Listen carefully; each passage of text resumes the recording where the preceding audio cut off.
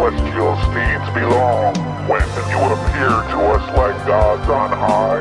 What brings you here to mystify? Good afternoon. Welcome to the Kate Valentine UFO Show on 1160 WVNJ. We have two very special guests with us today. The first was Thomas Reed. Thomas is back with us. As you probably remember, he comes from a very respected family in New England, and his historic close encounters of the fourth kind is complex. It involves his grandmother, his mother, his brother Matthew, and of course himself, and now probably his son. His evidence includes radiation readings, strong magnetic anomalies, a past polygraph test, and official reports. Testimony was obtained from his family and pillars of the community. And it should be noted that two prominent attorneys and a PhD who were speaking out about the case and taking the evidence to mainstream media passed away suddenly and under very questionable circumstances. In addition, Robert Bigelow, the founder of Bigelow Aerospace, funded a team to investigate who concluded the same, validating the radiation, magnetic anomalies, medical records, and testimony. The Reed case was assisted in their personal attorney's efforts, Robert Blechman, by adding evidence which was presented by Robert at the United Nations Symposium on October 2nd, 1992. More about that later. But with us also is Branden Wellington. He is representing Paranormal Paparazzi, which is a very interesting new series presented by the Travel Channel. So, welcome to the show, both of you. Thank you so much for being here. Thank you so much for having us. Yeah. Well, Thomas, I was wondering, some of the audience may not have heard the first few times you were on the show, and I was wondering if you could just give us a brief synopsis of your family's experiences with what can only be called the others. Okay, very good. We grew up in a small New England town, Sheffield, Massachusetts. It wasn't far from Stockbridge, actually. And we had a horse farm. We had a lot of property, actually. And the area itself was pretty much driven by a horse track not too far away at the Great Barrington Fairgrounds. And the horse track was really one of the signature parts of this town. And with that, my mother was very involved in horses, and that's why the land and so on and so forth. There were also a lot of country clubs and that sort of thing. And in the earlier years, 66, 67, to 69, we actually had a few different encounters, and that was actually witnessed and by a lot of these individuals at these country clubs, Jug Inn Resort for one. What kind of encounters would those be, Tom? Just sightings or actual? Were you? No, we actually had a craft land in '66 that was somewhat behind a property off a trail that the Appalachian Trail kind of went or walked by this area. And so it was my not. Brother and I. It was not just your family, though, that saw this. Other people saw them as well. Oh yeah, it was witnessed by. Well, I used to go to school. I used to walk about a half mile to the school bus, and children would talk about it where they were getting the bus, and there were sketches drawn in school that hung in the classrooms. It was not isolated to our family. Okay. And but with that, yeah, my brother and I had front row seats for it on multiple occasions. And in 1969, my mother, grandmother, my brother and I were in a car, and we were coming back from this. Again, I was riding in a competition, and the car was. We were heading home actually, and my grandmother turned around and to look at us in the back seat. My brother and I had noticed a lot of these lights off the back side of the driver's side of the station wagon, and she recalled it as looking like a flying strip mall, I guess. It was very very, very big, lit up the woods, and the car would come to slowly stall off to the right side of the road. There were stones that we heard hitting the bottom of the vehicle. It was very quiet. We were stuck on the side of the road for, I'm going to imagine, a couple of minutes or so, and the next thing we knew, we were actually in a craft, and as wild as that sounds, that's what it was like, and we were all separated, And this was a conscious memory now. This was not under hypnosis. No, not at all. This is all conscious memory. It's a combination.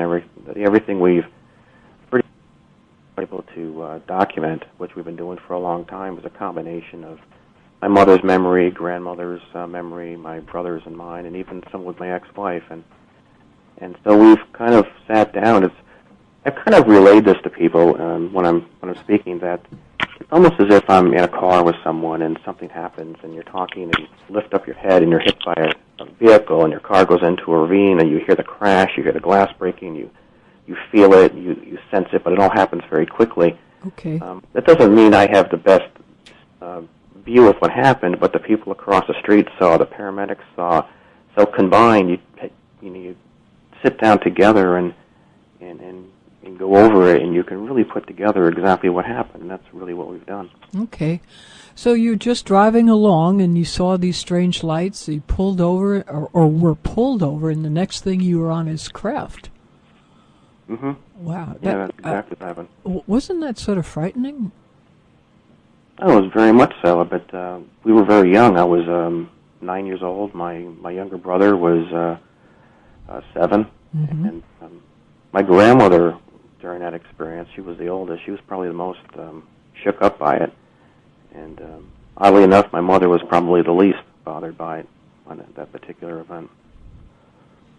Do you want to go through what happened at that event, or do you want to go through the synopsis of what happened at the with everything, or just? I would just say a synopsis of everything, because your story, and I guess I should make this clear to the audience too, is very long, very documented, probably one of the best abduction credible witnesses that there is. So, yeah, let's just go on with the documentation too. Okay.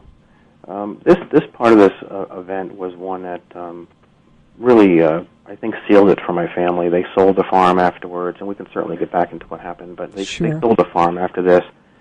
We moved. My mother remarried to a Howard Reed who had political aspirations and who followed that. And in time, he would meet Robert Blackman, who, for a lot of us, I think, know who he was. He organized the United Nations Symposium in 1992, where 33-426 was to be revisited and see if they couldn't do something with that. And of course, with that said, he spent a lot of time with me. He met my father at Mixers, and unfortunately, they both stayed friends and passed. But they did look into he looked into their case. My father and him spent a lot of years together. His office was only about a mile and a half from where I lived, so he became more of a family friend, and he also handled legal matters for us as well. So in 1992, when John Schuessler and Bud Hawkins and Stanton Friedman and some others were to speak at this 1992 UN address, our case was one of a lot that was discussed, but it was mentioned at that point. And of course, what is really disturbing to our family, and why I have this drive to talk about it and get this out, and it's a little heavy for some shows, but at the same time, it's important because my father was actually killed on the same day of the United Nations address, and unfortunately, Robert passed not long after from natural causes, I understand, and then of course our doctor, who was going to attest and speak out and address a conference here in Nashville, was killed 8 weeks after he made his findings known. So that's really what this is about. It's not. There's just an awful lot here, and for some shows, I think it's a little. It's a little much. It's a little heavy. But so we can. I'll follow your lead on it, but. Have the document. Hey, Kid, I'd love to chime in for a little bit here. This is Branden Wellington. Some may know me from Travel Channel's Paranormal Paparazzi. And what we do is we go around and we track down credible stories. And what really attracted me to Thomas Reed's story is that his experience is that it's backed by a lot of evidence, a lot of documents, and credible, reputable individuals. As you know, he comes from a very reputable family where he's from. And as you go through all the different documents and the stories and the timeline about how things happen, I know he's touching base on the death of his father now and other people that were supporting this experience. one of the things that attracted me to it is that if you look at the timing of his father's death in conjunction with the UN giving his speech, about encounters of the fourth kind and extraterrestrial life forms, it draws up huge question marks in your mind as to what information might have been shared had his father been able to continue to go forward with sharing his experience, and also, the doctor that was involved in this case who passed away unexpectedly, and that's all been supported in an obituary too, and by autopsy reports. It's a very interesting experience. How do you feel about those untimely deaths in conjunction with this story, Kate? Well, I'll tell you, it does raise a lot of flags. It certainly does. And it's not just in this case, but in many cases, it seems when people are getting close to the truth, something unpleasant happens, not quite as extreme as suddenly passing away under unusual circumstances, but suddenly dropping from the field. I think the truth is pretty important, and I think it's guarded by a lot of individuals, and I think when you get too close, you sort of risk a lot of bad things happening to you. But what I would like, both Branden and Tom, you keep mentioning this UN symposium, and I think it's important to let the audience know what it was all about, too. I mean, and certainly I think your father was pushing for this, too, wasn't he, Thomas? Oh, well, he had, the information that my father had is that he had a lot that was brought back from Robert. After Robert had his talk, he brought back an awful lot of files and folders and information that was marked 5 days later, October 7th. And I had assumed that, maybe there was something in there that, of something particular that would have caused his demise, but again, there's so many folders and so much documentation, I wouldn't even know what it was that seems to be so sensitive to create this. But, most UFO cases are played by the media with more of a tongue-in-cheek than the meat and potatoes. So if he was going to really announce something, then I could see maybe why that happened, but I just don't know what it was. Well, I mean, just to read from the synopsis, and I'm just reading it off your website, there's a lot of good documentation on there for anyone who's interested. The Symposium on Extraterrestrials and Human Future long-term aim was to prepare world public opinion to coexist and cooperate with life on other planets, if any, and to examine whether ETs have any connection with the present quick changes worldwide. There's a lot of implications. In other words, they're saying that ETs, if they exist, might have some connection with worldwide changes. That's pretty heavy implication, and I can see why it was tampered down. Yeah, there's an awful lot here. I have an awful lot from the Ministry of Defense, the Pentagon, a lot of wording here that pretty much spells out a lot more than. I got something here from the Pentagon. F-4 jet fighter was paralyzed to fire. It's just nonstop. I mean, I have over 100 pages here. Well, we're going to get to that. We have to take a quick break now. Kate Valentine here. I'm speaking with Thomas Reed and Branden Wellington. We're 1160 WVNJ. Love to have you join the conversation. Post your thoughts now on our website, AtlanticCoastUFOs.com. We'll be right back.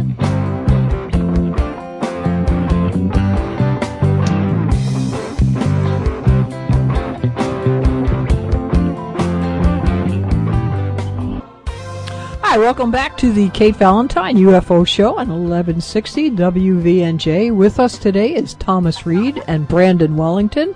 Any of your questions or comments can be posted right now on our website, AtlanticCoastUFOs.com. Thomas, if after the show people wanted to find out more, what would be the best website for them to find out? TomReed.info. Okay, great. Branden, I know you're with Paranormal Paparazzi, and I think prior to meeting Thomas Reed, I don't think you had any particular interest in abductions, did you? Well, yeah, when I was brought onto this show, I didn't have any previous experience in, or studies about encounters of the fourth kind or the paranormal field per se. And so once I was introduced to his case, this was, for this particular show, I was brought in more of a newbie to this particular world to bring in a fresh perspective. And if you were to ask me before doing this particular show, or just to talk to me about a story or an experience such as Tom Reed's, I would probably never in a million, cajillion, billion years believe anything like this. But after meeting with Thomas Reed, looking over the document, getting a feel for who he is as a person, when you meet someone and you're face-to-face with them, there's just something inside of you that knows that someone's being straight with you. And if I was to ever have to buy a story or an experience of this magnitude, it would probably be his, just because of all the weight that is behind it.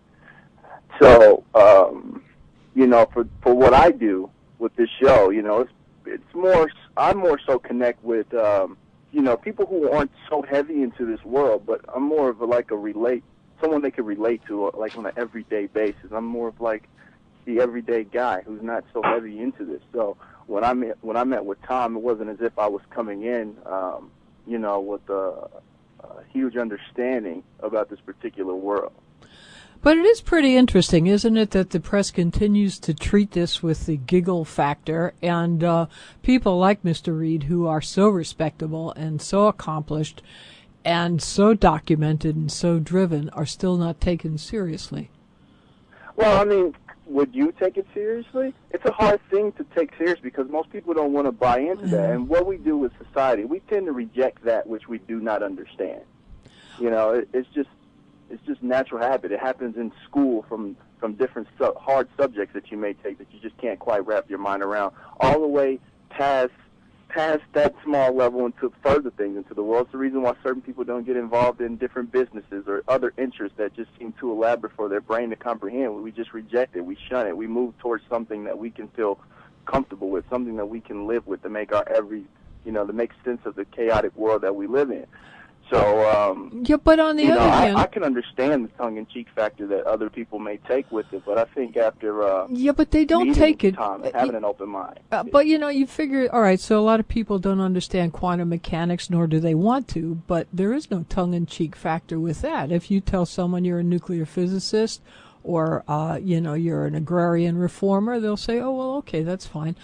But if you tell someone that you're a ufologist, right away you start hearing snickers. And I think that plays into what Thomas Reed is trying to indicate, that there seems to be some authoritative influence out there in the world that is tampering with this evidence and making it seem foolish to the average individual. Would you agree with that, Thomas? Yeah, my father had a voice. Between Robert Bleckman, my father running for office, he had Senator Christopher Dodd, had been a good friend of my father's. I personally have had coffee at Governor Weiker's mansion. I mean, he had pull behind him. If he wanted to get on the air, he had something to say, he wanted to deliver a message, it was a matter of picking up a phone.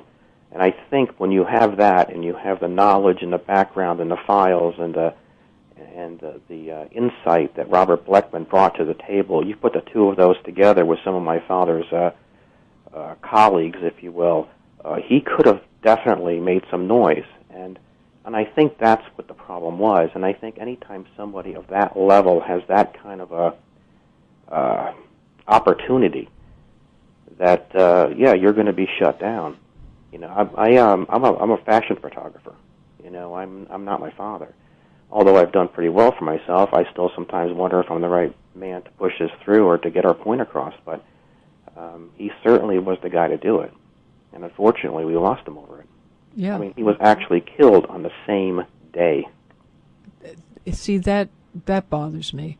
I mean, certainly a man in his 50s. I believe he was in his 50s when he passed. 56. Yeah, and I mean, there are conditions, heart conditions, and so on, but he was healthy. Yeah, exactly, and it's a little not frightening. Even that. It wasn't even that. The CDC came in and shut down the building. It's been condemned from a virus ever since. Wow, ever since then? It's still shut down today. Oh, my Lord. The building has never been opened. It was shut down 6 years ago. Oh, my Lord, really? That to me is somewhat suspicious, but, But and then the doctor, 8 weeks after going public on everything he found. Yeah. And that was just in 2010. Yeah. So you can't deny this. You can't look at it and say, even a skeptic's going to, have to look at this and just they're going to have to accept it for what it is. I mean, it is what it is. What was the official cause of death of your father? Did they ever come to some diagnosis? At first, the New York Times, there were some outbreaks of Legionnaire's disease, which if you're a healthy person, you can track ponic fever. It's nothing. Mm-hmm. Sometimes you don't even take an antibiotic for it. Mm-hmm. Somebody who might have a weak immune system, you take an antibiotic, and you're okay, and you go on with your business. Maybe you don't feel well for a day or two. It does not kill you in 24 hours.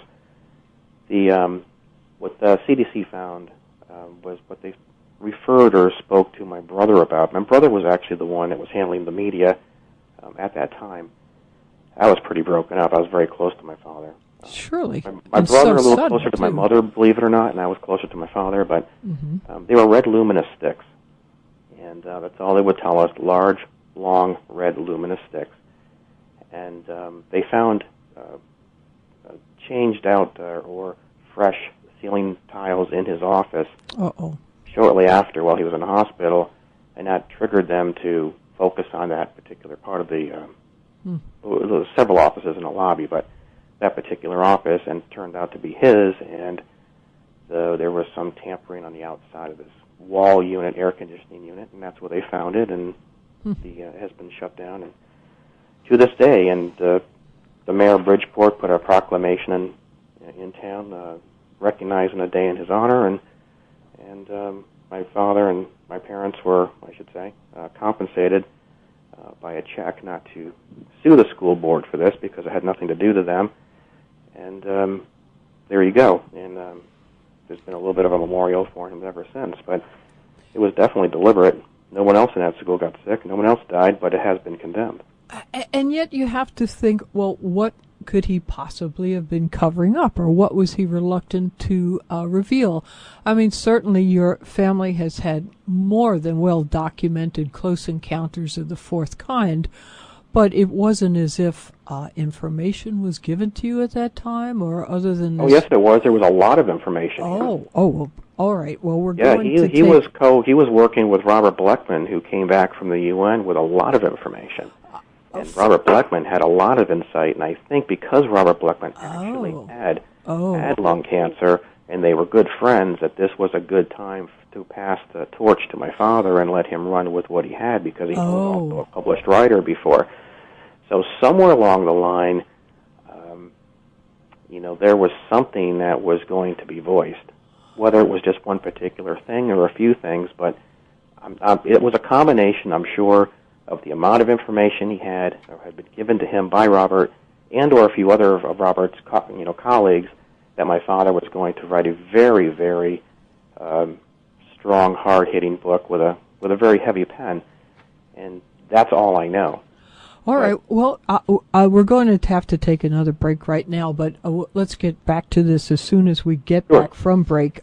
Kate Valentine here, speaking to Thomas Reed and Branden Wellington. We'd love to know your thoughts. Post them now at AtlanticCoastUFOs.com. I'll be right back.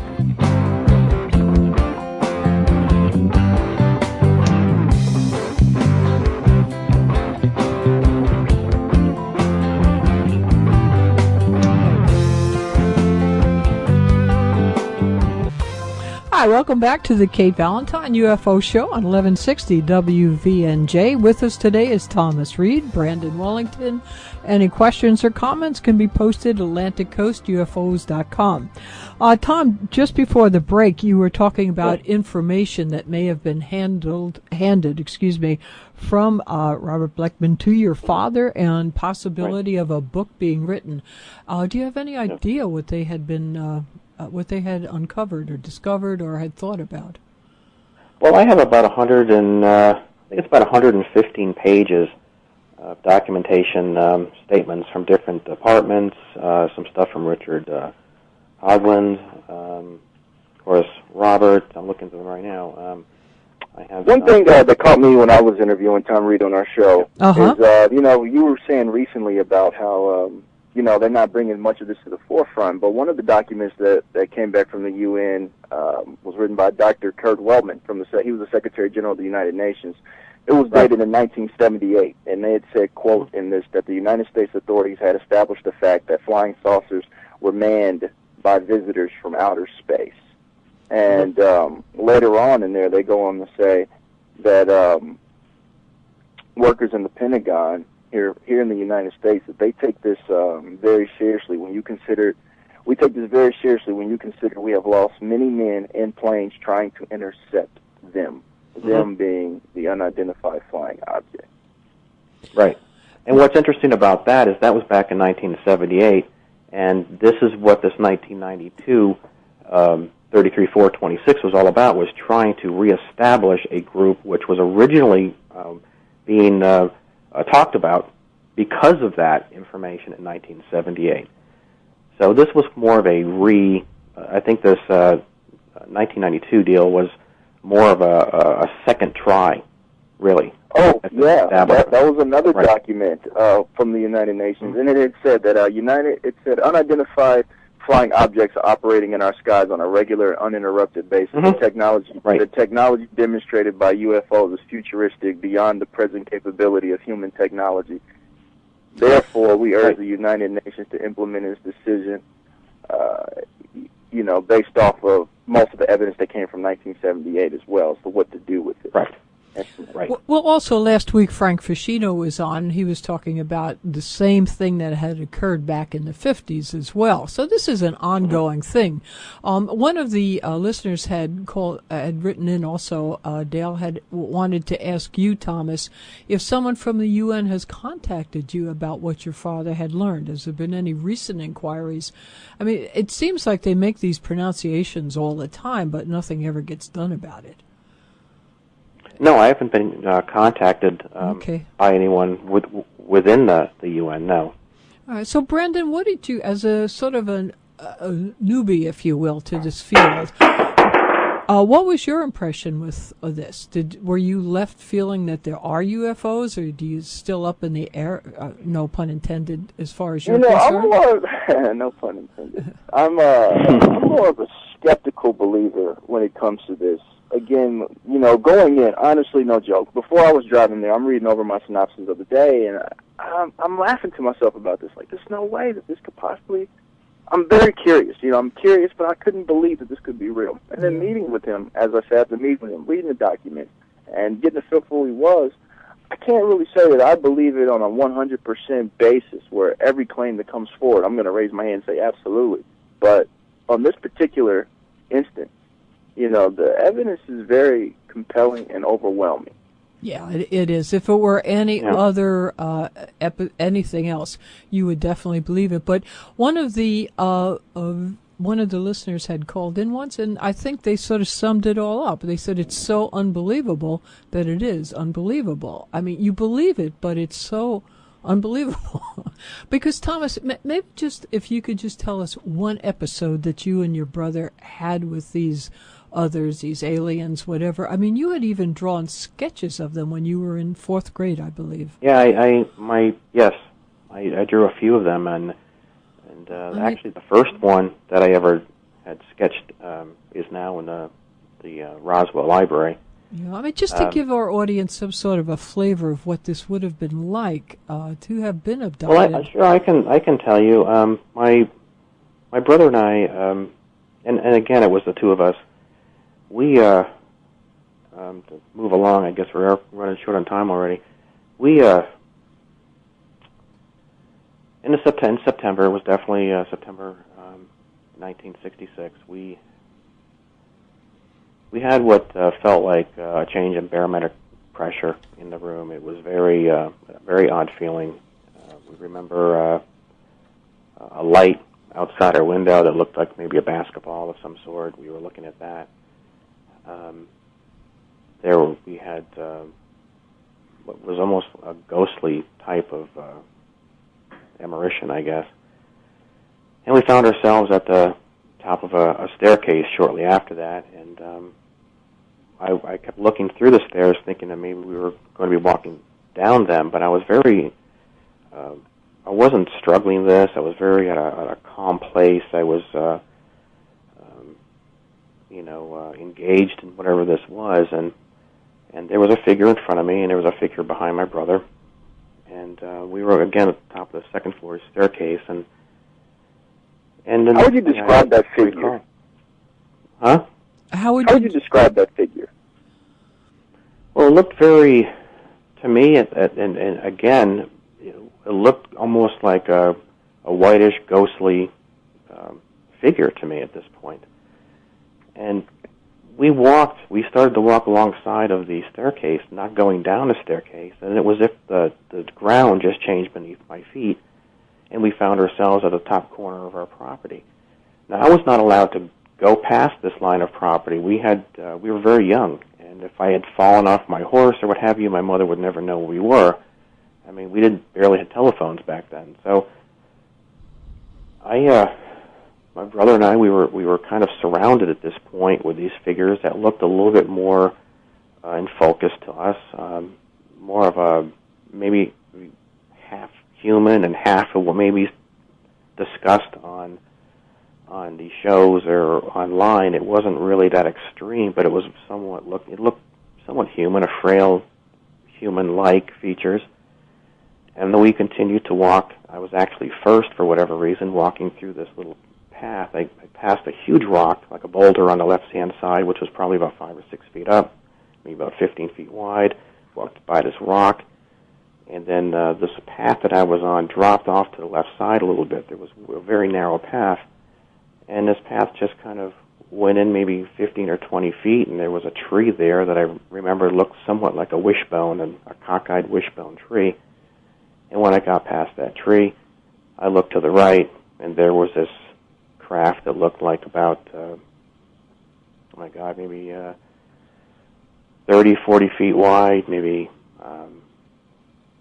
18, 15 feet high, and it looked very dull. It looked very tarnished. It resembled a really weathered-looking turtle shell, but I was very young. I referenced things in ways that I could make sense of them.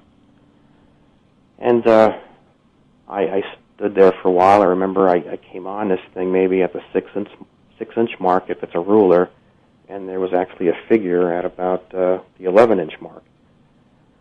I looked behind me. We were standing there, and I just started to walk forward. And the closer I came to it, the calmer I actually felt. It wasn't really as hard for me to do as it is for me to talk about, I guess. But I walked forward, and when I got to this figure, I stopped for a moment, and then again, there's these moments. It's like snapshots of things, and I was inside this squared-off hallway, which was about 15 by 15 feet, maybe. I was smaller, so things could have seemed bigger to me. And I've tried to be careful about that. And then facing forward, there was a wall with a hall to the left and a hall to the right. They were very high and narrow and curved. And this hall, I started to walk out. I was being escorted now on my left-hand side. And I went down this hallway off to the right, and it curved around somewhat like a question mark, as if I came in on the bottom of this question mark and went forward, took a right, and kind of wrapped around to the left a little bit. And at that point, I actually was taken by my brother. My brother was actually in that hallway, and he was standing there very placid, as if he was maybe sleeping, standing up. I was taken by him. He never acknowledged me. He didn't even look at me. And I went by him, and I went up maybe another 10, 15 feet or so, and I stopped at the beginning of this top of a donut, which Branden and I have talked about that before. and and that's where I stayed. I stayed at the beginning of this top area, and I was at that point the person or being or figure that had brought me left, and I was with another one here at the door. It's kind of like I had an escort for a moment, maybe. And I looked in this room, and there were 2 tables. There was one in front of me that looked bronze on top, fairly low, and there was another one that looked similar to it off to the left, and there was another figure at the very front looking in this direction towards me. again, this is like if you took a donut and cut it in thirds. I was at the top part of this. It was very dark, much darker than the hallway. The light from the hallway did not bleed into this room. And it was cool. It was crisp. I don't remember any conversation. I don't remember any being told anything, other than I felt calm about it for some reason. I didn't feel like I wanted to fight it. It was almost as if I was being manipulated in some way. Maybe my brother and I have always just thought that with this magnetic energy or field that was captured and recorded around our vehicle, that maybe this is why. Maybe there's a lower tuned magnetic frequency that it kind of controls your actions, maybe. But with that said, I remember standing there and just looking at this huge black area that went from 9 o'clock to 3 o'clock, and bang, there was this what looked like clusters of galaxies, perhaps, or what have you. It was very quick, and then bang, it changed again, and there was a huge willow tree off to the left of it, with a big bay of water off to the right. The water went out as if it was draining out somewhere. It was just unbelievable. It was green and gold, and it was moving. The tree was actually moving as if you were watching a TV show or something. It was the wind was blowing it around, and I was captivated on it. I just stared at it. I don't know if that's what I was supposed to be looking at, but it's what had my attention. And so that was pretty much my experience. My brother remembers when he left, he had been holding a yellow and blue tugboat that he bathed with. And he actually had that with him, and he came back with it. But for me, that was our first experience. I mean, we don't remember much more than that. We just we refer to it as being like an indoctrination.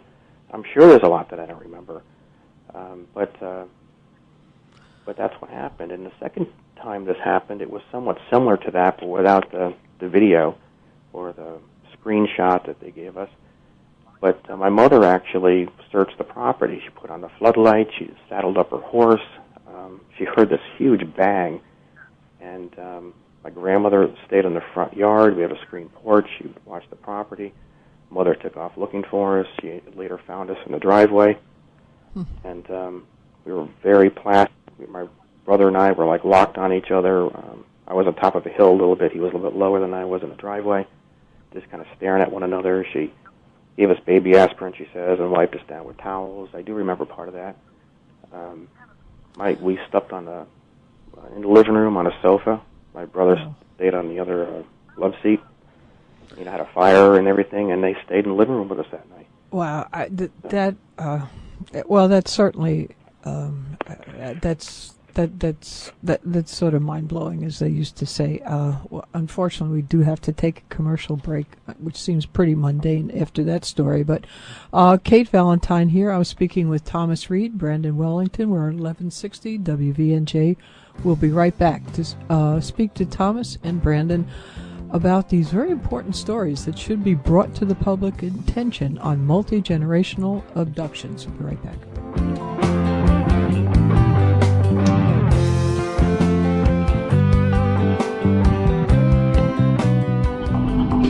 If you missed part of today's program or you'd like to hear it again, be sure to subscribe to the Kate Valentine UFO Show podcast. Go to Kate's website, AtlanticCoastUFOs.com, and sign up by entering your email address on the homepage.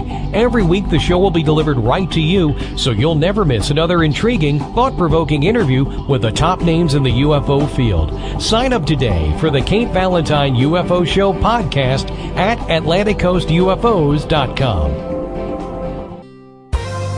Hi, welcome back to the Kate Valentine UFO Show at 1160 WVNJ. I'm speaking today with Thomas Reed, Branden Wellington. If you have any questions, you can post them right now at AtlanticCoastUFOs.com. Thomas and Branden, I think there have been 3 major, well-documented abductions. There's certainly been thousands of them, but the 3 that are most believable, in my mind anyway, the Betty and Barney Hill abduction, Travis Walton's experience, and now yours, Thomas, yours and your family's. Now, Branden, you came from this from not being a particular believer in ufology or anything to do with it. When you read stories like Thomas's, Betty and Barney Hill's, Travis Walton's, doesn't that make you take this field of study a little bit more seriously? You know, it does extend beyond what you do for a living. You know, you start to think about how does this affect or how will this influence your daily life? And once what you do from a career perspective becomes personal, too, or it could affect you on a personal level, you have to take it more serious. You have to look into it and see what can be done about this, or at least your curiosity should be risen. You know, there's no way you can walk away from something like this unchanged. Okay. Great, because that's exactly the point I think Thomas is trying to make. I don't think you particularly want to advertise your family's experiences per se, but you want to bring forth why this is important and what your father had been attempting to do. Is that right. correct? And what, you couldn't have said it better. You really couldn't have said it better. What do you think, really? What is the message you'd like to bring out on this? Because, unfortunately, you know, so many abductions, so little time, and seems to be always the case with UFO shows. What did you take from this as a person? Well, it certainly changed my perception of normality, or what normal is.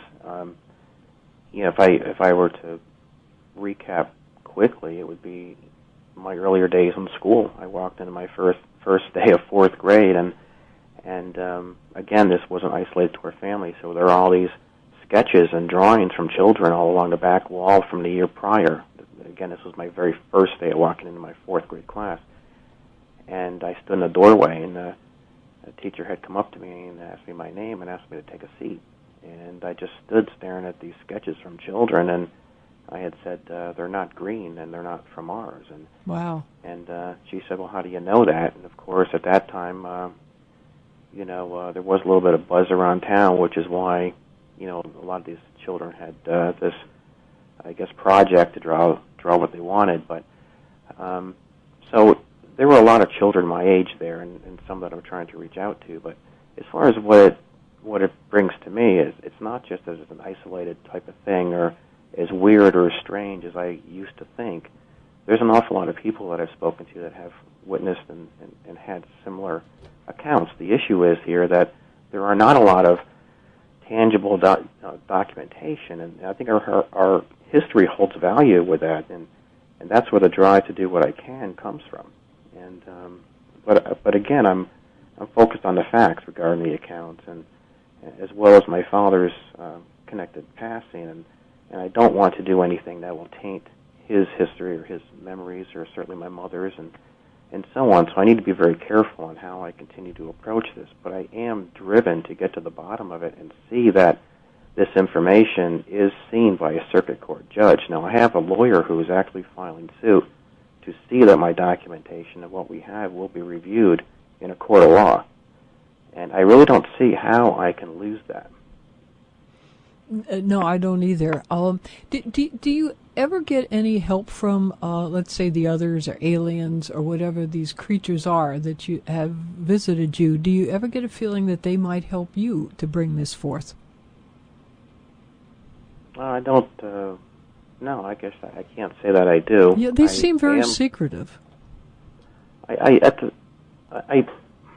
radiation readings and the official report and the magnetic fields that were recorded around our vehicle and that team from Richard Bigelow and that funded team, if you will, and Officer Steve White and many others that have been very supportive and helpful and recorded what they could and documented what they did. I think that right there, if it were any other subject, I think you could convict someone in a court of law, but because of the tongue-in-cheek regarding this particular subject, it becomes much more difficult, and I think that's very unfair. You know, we have why are we? Why is this subject treated in such a different light? It doesn't make sense. No, but that's a big question because it's very important to somebody that it is. I mean, even your brother that came back, one of the listeners had called in and said he was wondering if that toy that he brought back, that little tugboat, if that had ever been analyzed. And, maybe it had been, and maybe something came out of that, but then that would have been pushed under the rug too. You get, and you report these barometric pressure changes that Dale had written in to ask about, and there's all sorts of various little evidence. Oh, the eruption of crickets and katydids that were around our car were completely silent, and then we felt like this. If you've ever been in a hurricane, I lived in Florida, so I've been in several of them. I was just in one last a couple of weeks ago. Okay, so when it drops from 940 millibars to 860, you feel that. You feel a lightness to it. There's a still that comes around it, and the environment recognizes that as not being normal, and it gets quiet. And then all of a sudden, bang, you hear these chirping and eruption, and next thing you know, it's your feet are no longer under the same part of ground, if you will. So that's what it's like, and it's a very quick type of thing. And my mother was nauseated at one point and leaning forward and basically throwing up. She remembers her lower hips being manipulated left to right as if she was locked in a mannequin, but her hips were able to move. She tried to grab something with her right hand, but it would only bunch up in the palm of her hand. I mean, my grandmother aimlessly walked into this was right after the station wagon incident, into a store, and then she was so out of it, she got lost behind these bikes and strollers, and she tried to get out and ran into this bank of baby strollers and put her hands on the bar and started to move it back and forth as if there was a child in it, and then she started to shake, and she broke down and began crying, and we had to get her back to the car. I mean, this is not easy for people. It's a very serious matter. Absolutely not. And so something somewhere is suppressing this, and do you think they're just suppressing the idea of an alien presence, or is there a threat somewhere to this planet? I don't get the feeling of a threat other than the fact that they just don't want the information released. Well, knowledge is power. Yeah, okay. All right. And besides the fact, I mean, if you do know something like that, would you want to roll that type of information out to the masses at one time? Sure. That can just, it'd be chaotic.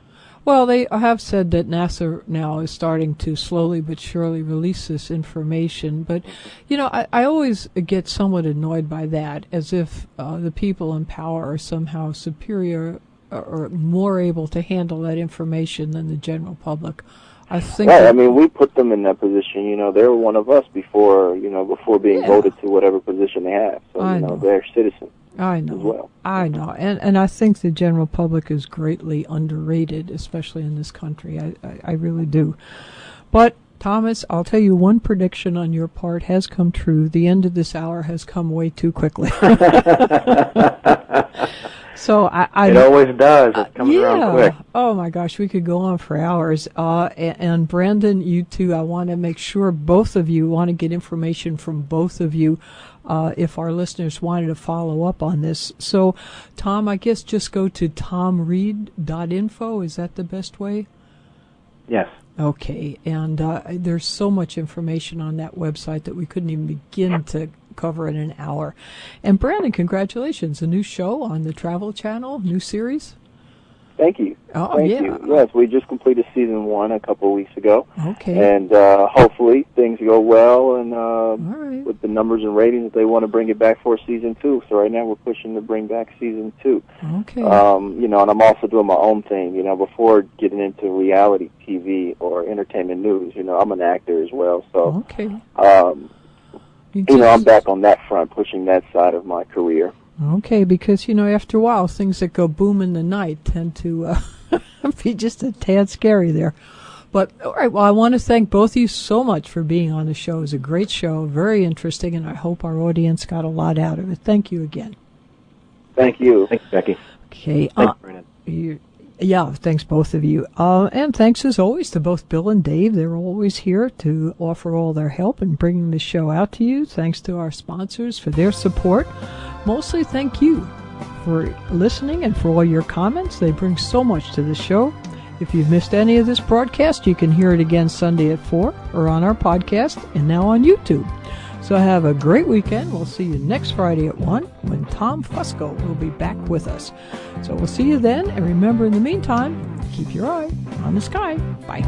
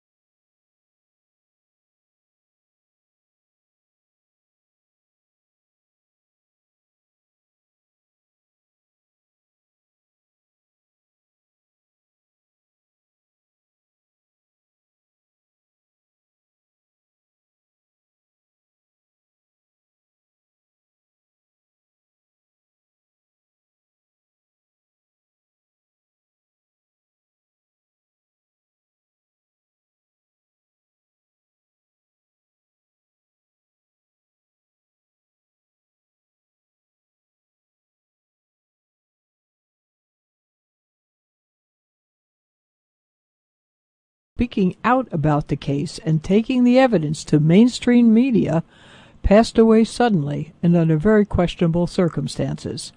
In addition, Robert Bigelow, the founder of Bigelow Aerospace, funded a team to investigate who concluded the same, validating the radiation, magnetic anomalies, medical records, and testimony.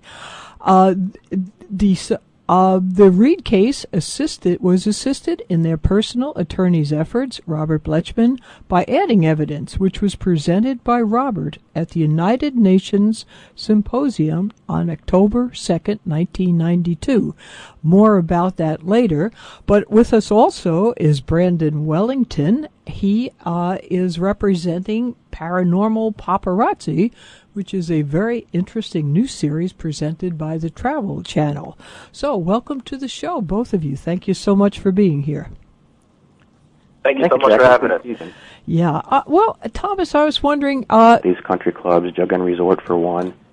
What kind of encounters would those be, Tom? Just sightings or actual were you abducted? No, we actually had a craft land in '66 that was somewhat behind our property off a trail that the Appalachian Trail kind of went or walked by this area. And so it was my not. brother and I. It was not just your family, though, that saw this. Other people saw them as well? Oh, yeah. It was witnessed by, well, I used to go to school. I used to walk about a half mile to a school bus, and children would talk about it, where they were getting the bus, and there were sketches drawn in school that hung in the classrooms. It was not isolated to our family. Okay.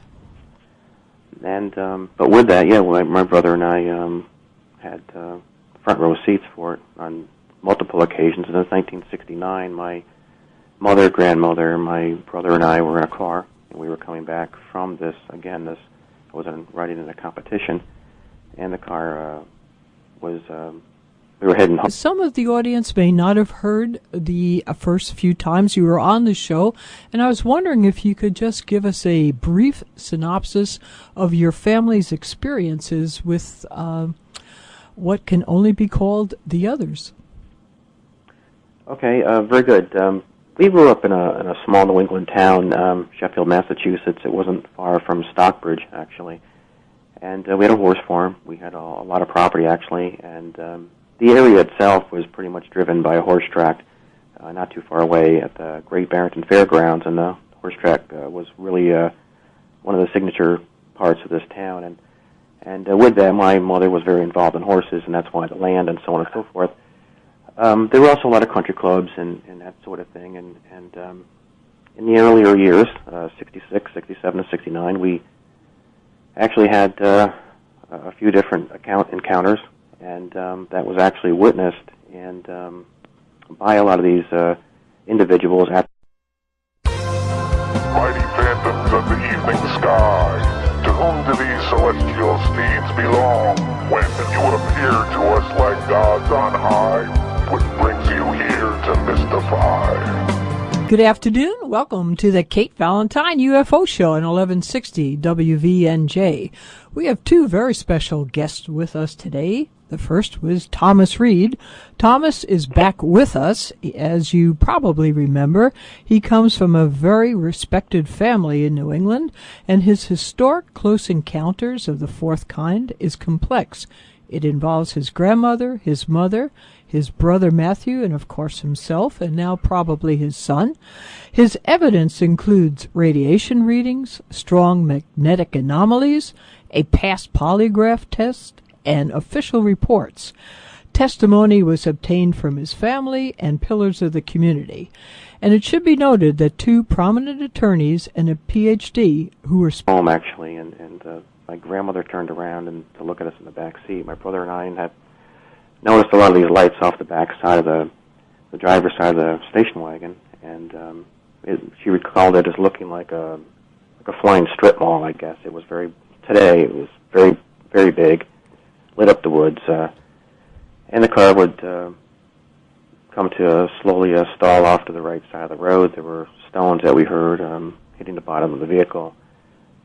It was very quiet. We were stuck on the side of the road for, I'm going to imagine, a couple of minutes or so, and the next thing we knew, we were actually in a craft. And as wild as that sounds, that's what it was like. And we were all separated, and